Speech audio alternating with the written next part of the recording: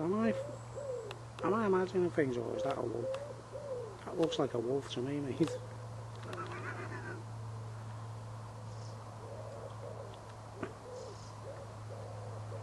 Oh, beautiful dog.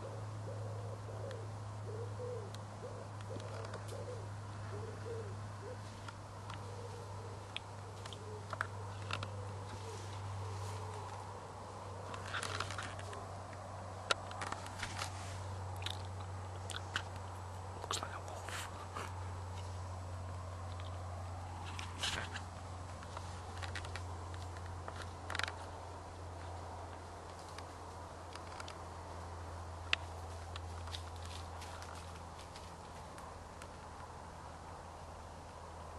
You alright, mate? You lost?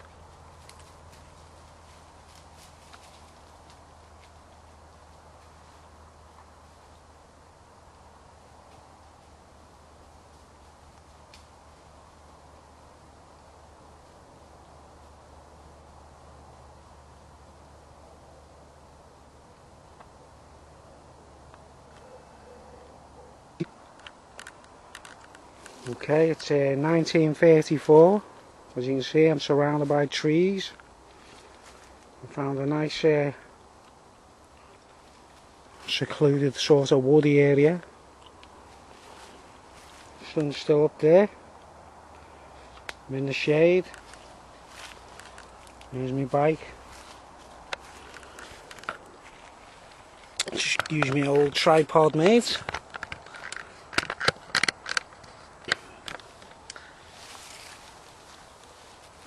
Oh, it's very hard to get a fix on me. Yeah. All right. Oh man, it's a hot day. Hot day. As you can see, I'm going through the helmet stage of me growing my hair again. I can't tie it back, like there's not much I can do about it. It's like a base mattress, you know what I mean, as my dad used to say. But yeah, feel comfortable, remote. I'll try and get a speech in over a can of beer while I'm chilled out in this remote place. Just going into my picnic bag. Yeah, I thought I'm gonna have a go at doing a speech, because I think it's been a while. In fact, I haven't done any fresh speeches on this YouTube channel. They're all from the old channel, you know, they would already been done, like. But wow, my head looks a complete mess. But yeah, drugs part 3. Oh, it's such a complicated matter, this, like, but you know. And in drugs part 3, this series, I'm going to go into cannabis and my personal journey with pot, with weed, and how I saw things at the end of it all. And you know, first thing to say is, you know, weed is so common these days. It's like, I don't know, it's like buying bread, isn't it? You know what I mean? It's just, but it's still illegal, like. Just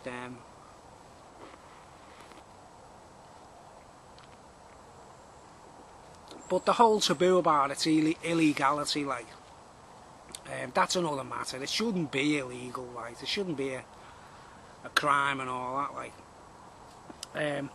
What I've learned personally is that all the crime, all strange stuff attached to cannabis, it's not in the people that smoke it. There's so many people out there that are so, you know, decent people who, you know, like what we call heads.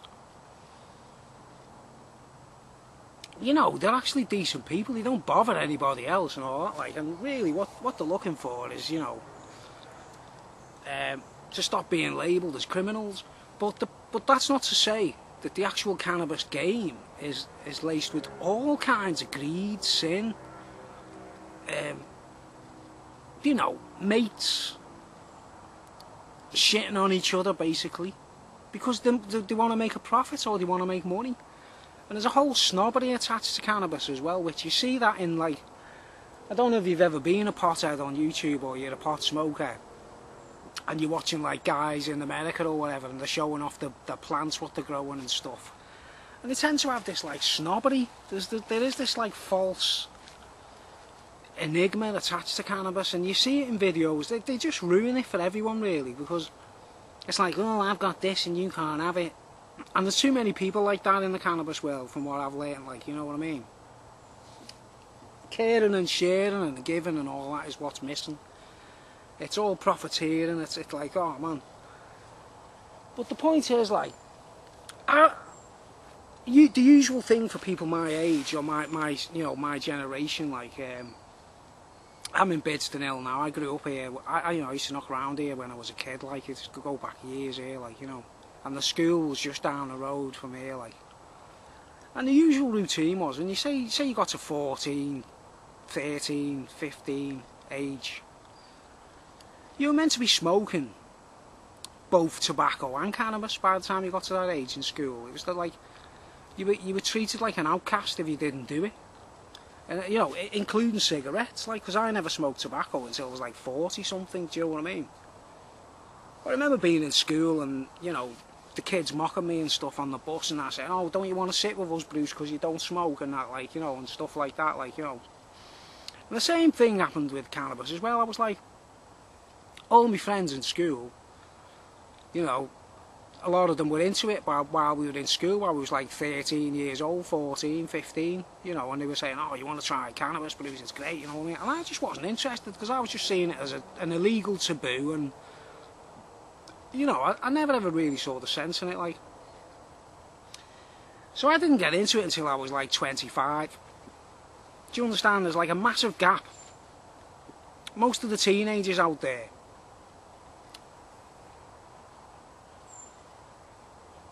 I can hear the dog.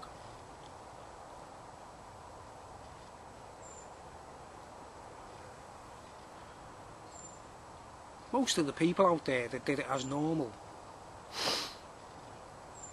they started when they were 10 or 11 or something, and then it's like, it's been part of their lives.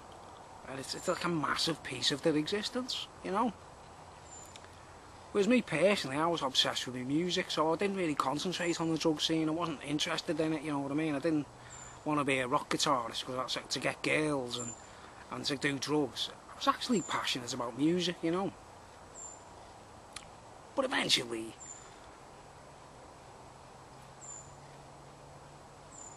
I was kind of conned into smoking weed.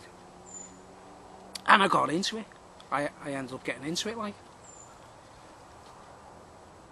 But I learned a lot of dodgy things over the years about it, like. And from when I was like 25 onwards, I suppose I was a devoted pothead, you know, like up until I was like 35, 37, I don't know, right up to like 40 maybe. But I was so disillusioned with what I've seen in the system, in the game. And you know when people say cannabis leads to stronger drugs, that's not true. You can't like have a smoke of weed and then suddenly go, I'm going to get up tomorrow, I'm suddenly a cocaine addict or I'm a heroin addict. That doesn't work like that, you know what I mean? But in the cannabis game, in the actual system, in the whole thing, like the master plan, there are pit holes and loopholes, you know, pitfalls designed for those who are vulnerable, who are, you know, easily led, gullible, to move from one thing to the next and listen to what the mates are saying or whatever, and someone comes along and says, oh, you want to try doing this, you want to try doing that, you don't want to be doing cannabis anymore.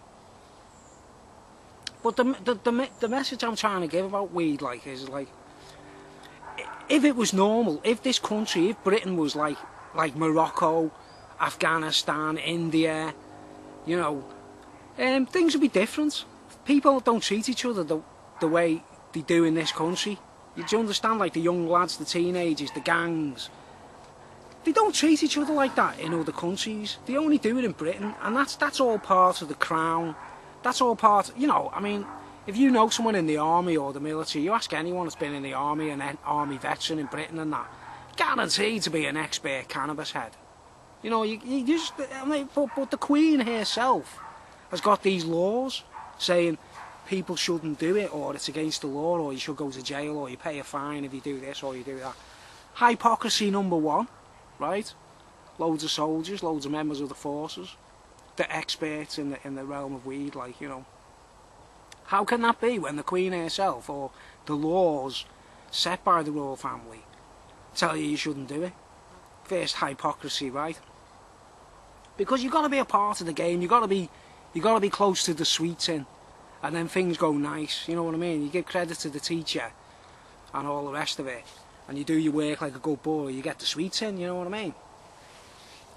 But if you don't follow in the system, and you've got like a mouth, and you say, I don't think this is right, I don't think this is right, and you start mouthing off about things, oh man, the speed it takes for everyone in that world to start reacting against you is unbelievable.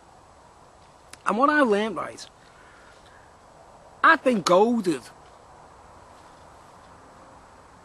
from cannabis into other things over a month, you know, over a period of time. I saw it where the dragons start appearing and that, like, but I nominated myself as a kind of guinea pig. I thought, wow, there's something going wrong here, I'll find out, like, do you know what I mean? That's the way I did it, like. And sure enough, I became a guinea pig, and I was like talking to certain people, and said, oh, can you show me this, can you show me that? And you start meeting people, and the weird thing is, right, I don't know if anyone's noticed out there, say you were a cannabis head years ago or when you started. There's things that they're not available anymore to the British public. You can buy them in Amsterdam, you know what I mean? You can go to Morocco, you can go to Africa, you can go to India, whatever. But the way Britain has done it, it's so there's like they've made it so it's like it's impossible to buy anything unless it's British grown. You know, by scallies or teenagers or scallywags who are trying to make a fast buck, or you know, some of the heavy duty potheads are like, they sell it so they can keep up the coke habits. You know what I mean? They need a lot of money, right? But that game's designed, it's designed to push it in there, you know what I mean? Even if you don't want to be involved, you kind of see it. I can't understand why, like, certain blends of weed or makes of weed which were made by foreign people, guys, you know what I mean? By Indians or, you know, Afghanis or whatever. It's literally impossible to get hold of in Britain. You know, you ask around, even like some of the most hard-lined drug users, you say, oh, yeah, any chance you can get us a bit of Lebanese or a bit of, you know... And it's like, oh no, I can get you this skunk, you know, get you skunk cheese. You know what I mean? They're all British. They're trying to turn the whole cannabis thing into a British kind of British Empire matter, and it's not true, is it? It just wouldn't exist, would it? We wouldn't even... None of us would know anything about it. It wasn't for the Rastas, the Africans, the Indians and so on. Do you know what I mean? Without them, there is no culture, is there? Do you know what I mean? And that's the problem with British people. They're trying to make it everyone like sort of bow down to what is going on with their system. Whereas I've got a bit of respect for ethnic groups and, you know, cultural circles. I don't think the way the typical British person does. Do you know what I mean? I've got no racialism in me at all. Just a swig. But the most important thing I want to point out about cannabis, right, is sure enough over the years, I got bottlenecked into this corner where one minute certain kinds of cannabis were available. You know, they were like Indian or Afghanis and stuff. Solid stuff, you know, the black stuff or the, you know, the blonde leb and all them kind of, you know. You still get them in Amsterdam, you know what I mean? But you can't get it over here in Britain, do you know what I mean? It blocked it off completely on purpose, right? And if you see the master plan of what they're playing at, like, you see it's like a whole... It's the crown. It's the crown. But I remember, like, getting into the weed and to a point where I wanted to be a pothead for the rest of my life. You know, I got to that point myself. And I was happy about things, you know what I mean? I was alright, like. But I got cut off all of a sudden. it was like this weird master plan where they kind of like, oh man, I don't want to go into too much detail, but it involved someone buying a piece of like Afghani weed, Afghani black in my kitchen, you know, chopping it up, and then just getting off and not sorting me with a smoke or nothing. And then after that, I felt like I'd been like left behind in the pits of hell. I don't know, you know, if anyone's been through that themselves, the cannabis game, like where you suddenly cut off all of a sudden. And the thing is that the only cannabis that was available in Britain at that time, which was about roughly 1997 onwards, right, where I was kind of ill and I didn't really care, I was broken down, I had a breakdown and all that, been through all that, like. But it got to this point where the only pot you could buy, seriously, I mean, you couldn't even buy buds at the time, no one was selling it, they were keeping it to themselves, the guys I'm talking about, they're all like Slim Shady, you know what I mean, they want to be in charge of things, they all want to be Justin Timberlake, or Slim Shady, or, you know, they've listened to too many records and they want to be that character, like, you know what I mean. Watch the film Alpha Dog. It's one of my bits of advice to people out there. If you're interested in this subject and you think things are a bit strange, watch the movie Alpha Dog. You see every single cliche, character, stereotype that you're seeing in Britain, in the gangs in Britain now, it's all starting up, because like obviously America was ahead of us with cocaine and stuff, you know what I mean. And in this country, like, they're just catching up to things that were going on in Los Angeles a few years back, you know. So you see, like, Justin Timberlake and all them characters in that movie, all playing a stereotype part that I'm seeing in gangs in Britain, or people I know, you know, like mobs of people I know, or, you know, some of the younger lads I knew, like, and as they're growing up, they think they're Scarface. You know, they're becoming Scarface. But this is my main message in this video, was I witnessed it where I was goaded into, like, I was cut off from like being able to buy nice quality cannabis, like foreign, and I stressed that it's got to be foreign to be trustworthy. Do you know what I mean? I don't trust British cannabis, I don't trust British anything in these days, you know what I mean? Well, it got to a point where I was cut off, and the only sort of cannabis you could buy at the time was this stuff called soap bar. And I think people out there, any potheads watching this, will know what I'm talking about. And it was this pot that it was supposed to be Moroccan Rocky. You know, they used to call it Rocky, right? But that's all that was available. That's all you could buy. And it got to the point where I was buying this stuff, right? And I was kind of addicted to it. For like, I'd buy it every fortnight, every time I got paid, and that's all I'd do, because I was ill at the time, you know what I mean? I'd just sit down in my armchair getting blitzed. But I wasn't getting all the same good, feel-good factors that I did when I started smoking weed, and I was smoking this, like, you know, Moroccan stuff or Afghani stuff or whatever. This stuff, what was going round, called soap bar, it had bits of plastic in it, you know, anyone out there. And then I read up about it in a cannabis magazine, that they actually put turpentine in it, coffee granules to make it look brown, beeswax to give it a bit of body. It was the dodgiest crap that you could possibly find, but that was all that was available, right? And I witnessed guys who were cannabis experts, right? So-called cannabis experts, sort of like, you know, they were into buds and all that stuff at the time, or they were growing their own and they knew everything about it, but they were still hawking this stuff out as fast as they could. They weren't like giving any government's health warnings on it, saying there could be stuff in this weed that's not helpful, or it could be a bit harmful to you. They were throwing it out like no one. You know, like, do you know what I mean? It was just being, like, sold, like, ridiculously, right? And I was one of them that was buying it, and I was kind of hooked on it, not realising, thinking, how can I be hooked on something which is supposed to be cannabis? Cannabis doesn't get you hooked. But there was definitely something in it, right? And then say I'd run out of weed the next day, I'd be, like, throwing wobblies, like, proper losing my temper with people, being nasty to people, saying things that I just wouldn't normally say to, you know, to people who loved and people who respected and that, like, you know, saying things about them and stuff, and gossiping and mouthing off, saying all these things that I just couldn't understand where it was coming from myself, because as far as I know, I was just smoking cannabis, yeah. And then I saw a documentary on the telly, this documentary about police. It was one of them police camera action things, you know, where you see the police busting a house or whatever, like. And these coppers busted this house who's supposed to be a cannabis dealer. This guy was living there, he was supposed to be a cannabis dealer. And they found this big box, it was about like so big, you know, so a big box like that, during this bust. And the copper was filming it, like, and talking while he was filming it, like, you know what I mean? The policeman was actually opening the box and saying, oh, it looks like a load of blocks of cannabis. And sure enough it was. But in the box, it looked like a whole box full of soap bar, you know, the cannabis I'm talking about, which is made with beeswax and turpentine and all these elements that we don't want to know about, like, you know what I mean? It's not even supposed to be there, yeah? But this guy, this policeman opens this box and says, looks like a load of, you know, kilos, blocks of cannabis all wrapped in cellophane, yeah? So he's taking the kilos out one by one out of the box. You know, it was like sort of 3 or 4 layers down, you know, rows of these kilos in the box. And he's taking them out one by one going, yeah, it looks like a, you know, soap bar or rocky, what they call it, like. And then he gets to the bottom corner of the box. And this is during the time when I'm hammering the stuff, like smoking this soap bar crap, thinking it was cannabis, yeah. He gets to the bottom of the box, and in amongst it, say there might have been 19 kilos or blocks of soap bar.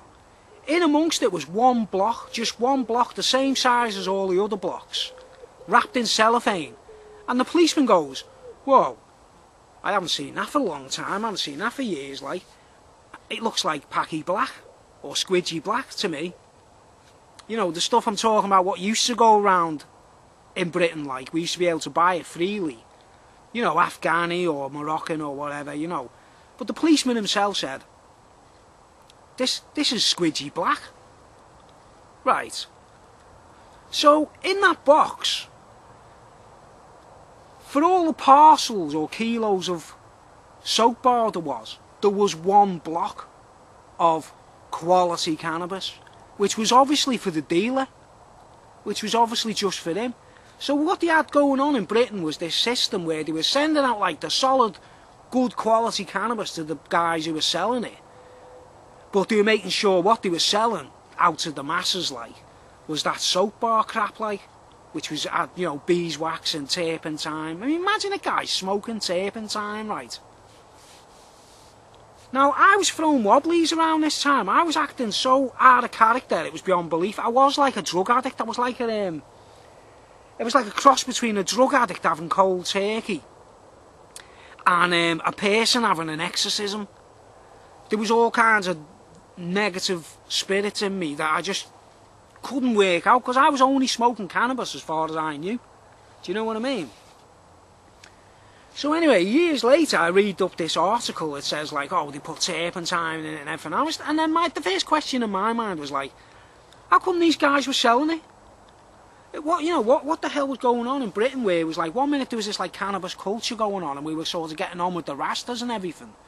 Then all of a sudden Slim Shady steps in, like, and there's this like imitation cannabis being sold to us, yeah, that used to make me throw wobblies and throw tempers, have mood swings that you just didn't get from real cannabis, if you know what I'm saying. Like, I hope people understand what I'm getting at, like, right? And then years later, when I was really still kind of ill and that, right, when I was I was still quite ill, didn't really care whether I lived or died at the time. I was hanging around with a lad. He was a real drug addict. He was like, you know, he was basically injecting, doing all kinds of stuff. But he was my mate from years ago, you know what I mean? And I just hung around with him and I thought he was okay myself personally. I wasn't judging him or nothing, like. But anyway, just turn this camera around out the sun. I'm trying to get this in before the battery goes, you know. Anyway.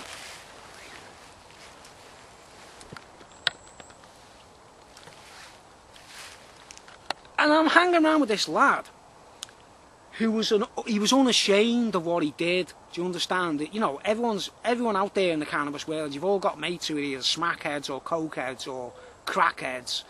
Do you know, because, like I say, it is like linked, but it's not linked by the people who buy weed. It's linked by all the dealers, period. They're just dealers, they don't care. They don't care, they just want your money.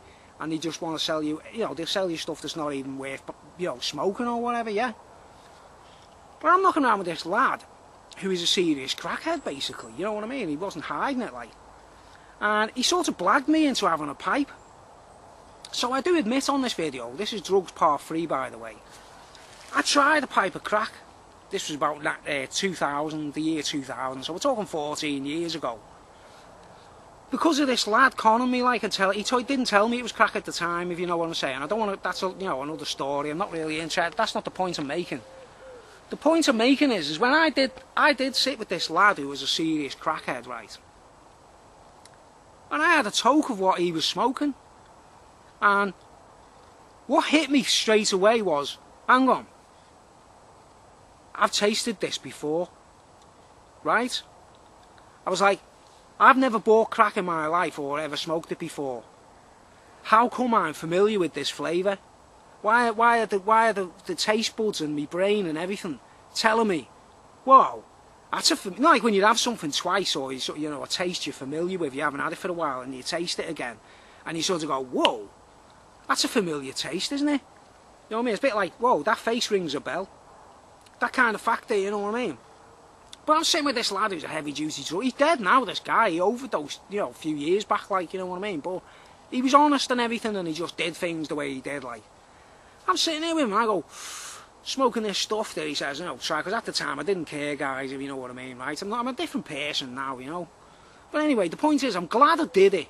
I'm glad I'd smoked that crack pipe when I did it, because I tasted something familiar. Now, this is where I'm getting my serious head on, like, when I'm saying to people out there who sell stuff and all that, like, if you're not going to do it properly, guys, or you're going to be ripping each other off, you got to pay the price in the future. You got to pay the ferryman, you know what I mean? You can't get away with things like that. Right. So anyway, my alarm bells start ringing, and I go, I've tasted that before. How come? I'm not a crackhead. I've never done crack before. How come I can recognise that flavour? And you know what reminded me of straight away? You know when you trace it in your head and you think, where have I tasted that? Where have I tasted that? It just led me straight back to the cannabis I'd been smoking all that time. I just went, hang on. I was throwing tempers and throwing mood swings and wobblies and angry with people, you know what I mean, who are loved and that, like my mum and people like that.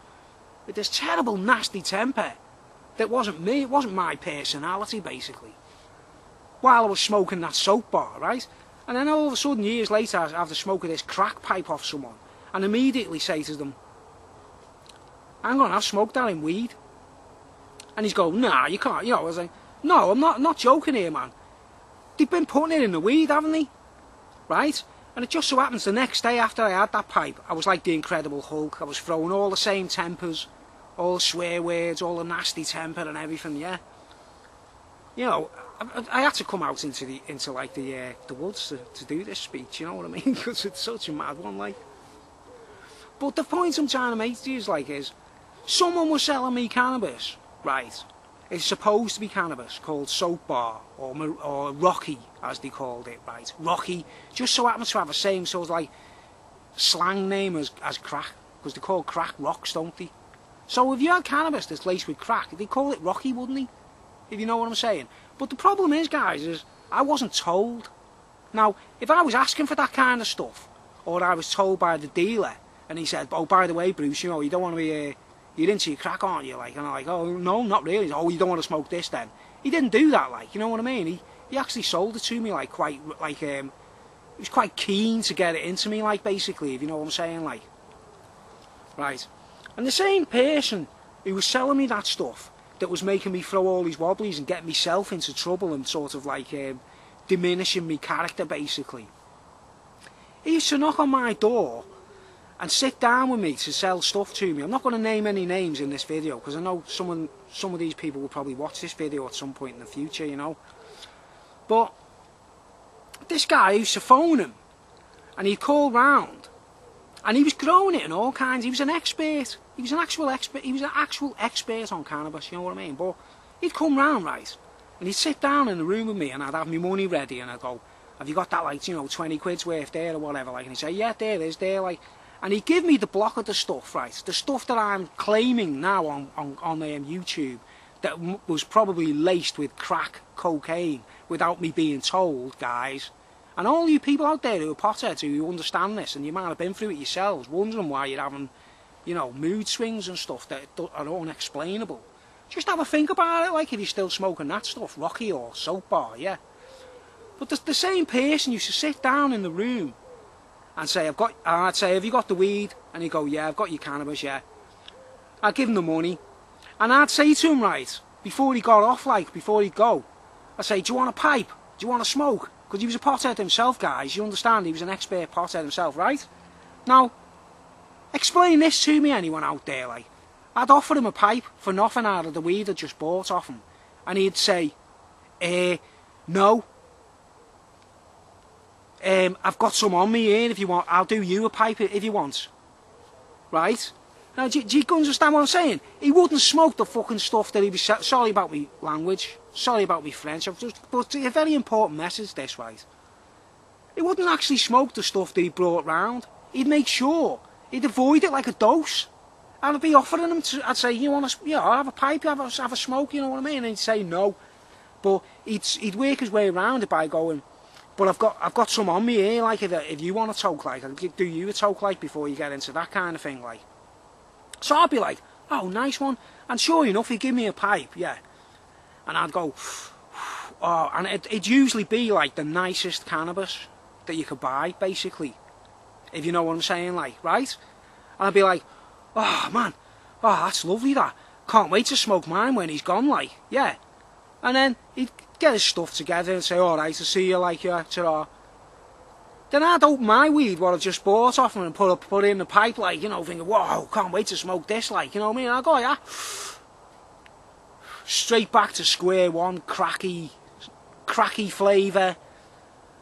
You know what I mean? The same buzz, the same vibe, the same old blues, you know what I mean? And I think, hang on, how come he comes round and he doesn't even smoke what he's selling? That was the sort of question that I'm asking people, like, is why do people, they won't even smoke what they've just sold you? You know what I mean? Like, if you're offering them a free pipe, and you're saying, have a toke of this, or make a spliff with this, you know what I mean? They go, no, I've got something else in my pockets here. Anyone out there got any fucking arguments against what I'm saying here, like? What I'm saying is, my claim is like, people masquerading as cannabis dealers, right, were putting crack into the cannabis, or putting some kind of chemical or something that was making people act out of their character.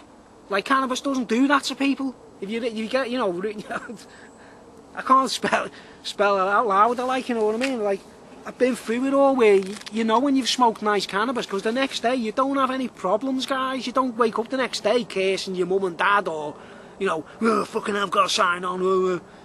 Whereas this stuff where I was smoking for, like, and it was a good 2 or 3 years solid of this person supplying me, yeah. And then I started realising it was him that was causing the grief in me mind, you know what I mean? I was thinking, hang on, Slim Shady there, like, you know, won't name any names, he knows who he is, you know what I mean? He knows who he is, like, and he knows what he sold, and he knows what he put into people's bodies without telling them. It is a crime, you know, guys. It's poisoning, isn't it, really? Or spiking, you know what I mean? But I don't know. That's like the first. And please bear in mind, guys, what I said earlier about me watching the policemen rummaging through this guy's block of cannabis who'd been busted, and there was one block of squidgy black, or you know, Afghani black or whatever. 1 kilo of nice cannabis in a box full of garbage cannabis to sell off. So they must have all been doing that. They must have all been playing that game, right? So I know there's loads of guys out there, right, who might have only intended to be potheads, yeah, and they might have become crackheads eventually, or they might have got into hard drugs or coke or something. But when you've got guys going round selling weed like that, right, who can blame them? Do you understand? You know, when you say, like, one thing leads to another, it's not down to the individual going, like, I've just smoked some pot, now I want something stronger. If some guy's knocking on your door and he's selling you something, like, and it's making you have mood swings and everything, and he doesn't even smoke it himself, remember? He would not smoke his own weed, what he was selling to me, like, but he'd have a separate piece of his own. Now, I don't, you know, I'm not trying to, like, get myself off the hook and all that kind of stuff for my own mistakes and all that, like, but I have got reasons, and I've traced all the elements down as to why things happened and that, like, you know. So that's just one angle of cannabis, right, that I'm trying to get across to you. Before I go further into the, you know, like, another thing I noticed about the cannabis world was like a lot of British people put it in tobacco. You know, they put it in spliffs, they put it in you know, they make joints.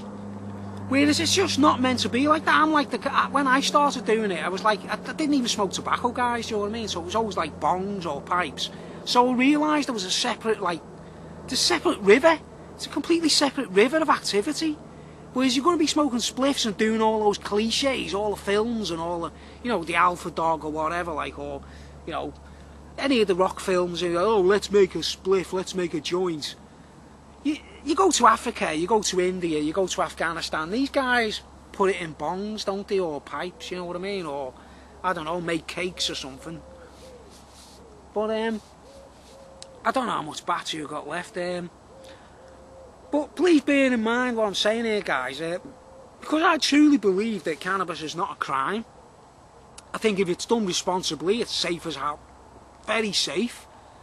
But if you've got guys going around on the streets selling stuff that's laced with crack or turpentine or beeswax, you know, let's face it, guys, if I'm paying £15 a go or £20 a pop for a little block or something and it ain't what I asked for, it's something else, that's a lot of money adding up, isn't it, what you owe me in the past, like, because you didn't give me what you could have, if you know what I'm saying. And I'm sure there's a lot of people out there on YouTube that agree with me, that might have been through the same track, the same little trick where you're smoking nice stuff one minute and it's from all abroad, you can get it from all over the world. Next thing, you're pushed into this like corner where you can only get this soap bar or homegrown British cheese or whatever done round the corner in a tent, no sunlight and nothing like that, you know. So there's certain elements of weed that people need to go into, like, and I think I'm the first one that's brought this subject up in the light that I'm talking about, you know.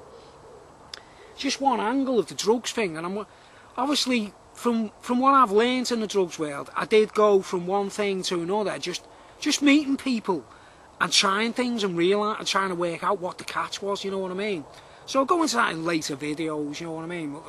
Sort of like, you know, there is another angle to the cannabis speech I want to do, but I'm just trying to explain myself, if you understand, like me behaviour in the past, and you know, me acting strange, me acting nasty, me calling people names, calling people twats, bastards, whatever. That's expected, isn't it, guys, when you're being pumped with a load of crack cocaine in your cannabis and you don't know about it? Do you understand? That's what's expected. If you're smoking crack cocaine and you don't know it's there, you're bound to be kicking off on people around you, beating your wife up or whatever. Do you know what I mean? Unless, of course, you're a proper crackhead or a cokehead, that's a different matter. I'm talking about potheads here, you know what I mean? Like what we call heads. You know what I mean? So, I hope that's clarified an angle of what I'm trying to get at here, guys. I don't expect to get many views, because Google, let's face it, guys, Google has gone downhill. The more we tell the truth on Google, the more likely our computer's going to be bugged. You know, because they've got onto the technology now, you know what I mean, and they're surrounding us, you know, knobheads. But anyway, coming from a cannabis connoisseur, like, I mean, it's terrible, right, guys? The only way I can enjoy a foreign smoke, flavour and taste and, you know, purity of some, you know, Afghani growers or Indian growers, I've got to go to Amsterdam. And I know it's available in Britain. I know it's available in Britain, but people lie to us. They tell us lies. And the point I made about the dealer being busted by the police, and he had, like, say, 19 kilos of soap bar and 1 kilo of squidgy black in the box for himself, you know what I mean? Fucking rats, mate, honestly, this country, the system, the drug system, you know, the underground, the scallies, the teenagers or whatever, they're all fucking knobheads, man, honestly. You got to be independent, you got to have good friends and do things yourself. Or not at all, you know what I mean, but just watch Alpha Dog, right? Watch the movie Alpha Dog, and it's a sad story, it's based on a true story, you know.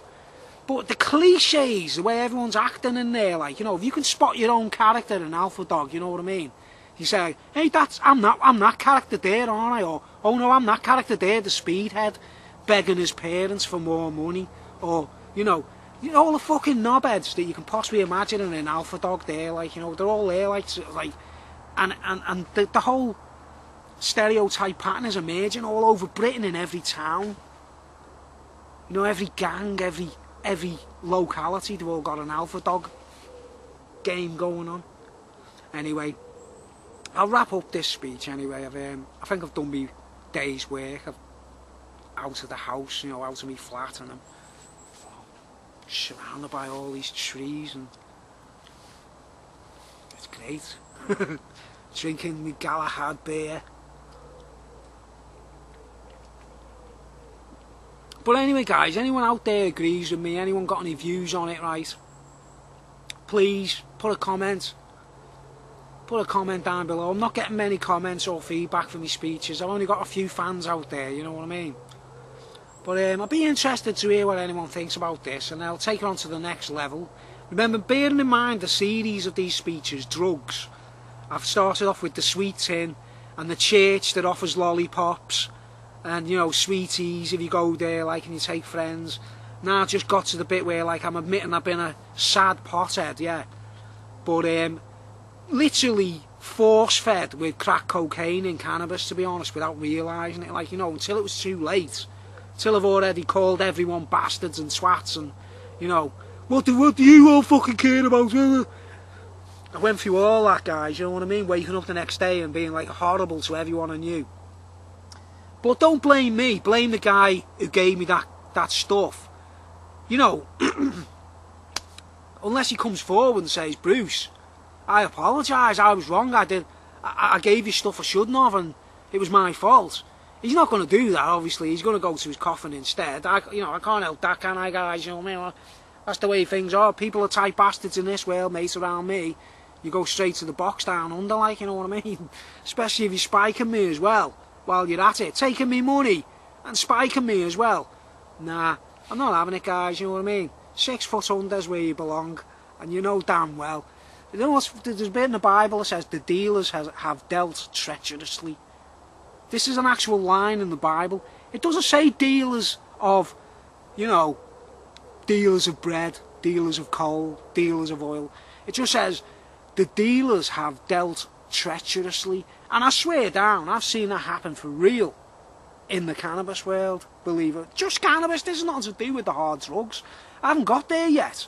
I haven't even got nowhere near the hard drugs yet, like, but I'm going to tell you straight, I have been spiked with cannabis that was laced with something. Maybe the turpentine has the same chemical reaction as crack. I don't know. I don't even care. All I know is I was spiked with something I shouldn't have been. And I won't give up until it's over, guys, you know what I mean? I will not give up until it's over, because I'm still standing, you know what I mean? I'm not an addict, I'm not, like, hooked on anything, as you were. It's like that's what they were hoping to do, right?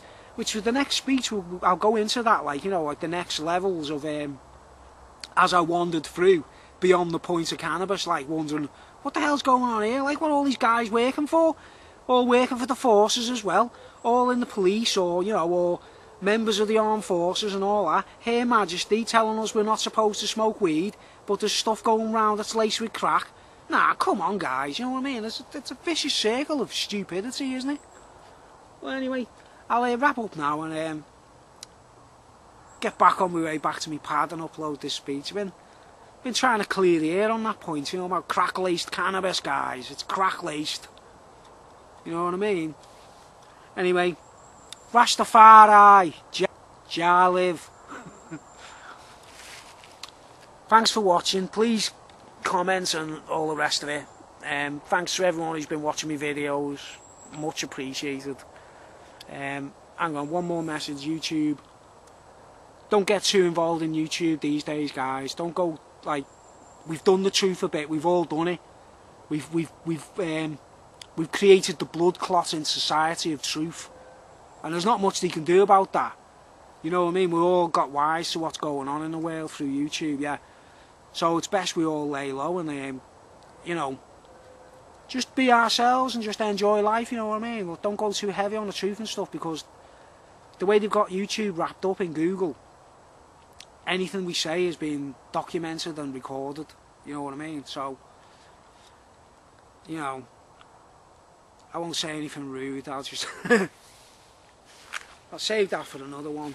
But yeah, it's terrible. I've got to go to Amsterdam, guys. I've got to go to Amsterdam just to enjoy, like, things I tried back in the 90s and the 80s. You know what I mean? Like, nice, foreign, trustworthy stuff. None of this crackly stuff. But you know who you are, Slim Shady, if you're watching. You know what you were giving me there all that time. All the guys in on it, you all knew what was going on, you know what I mean? I don't know. Thanks for watching. See you later.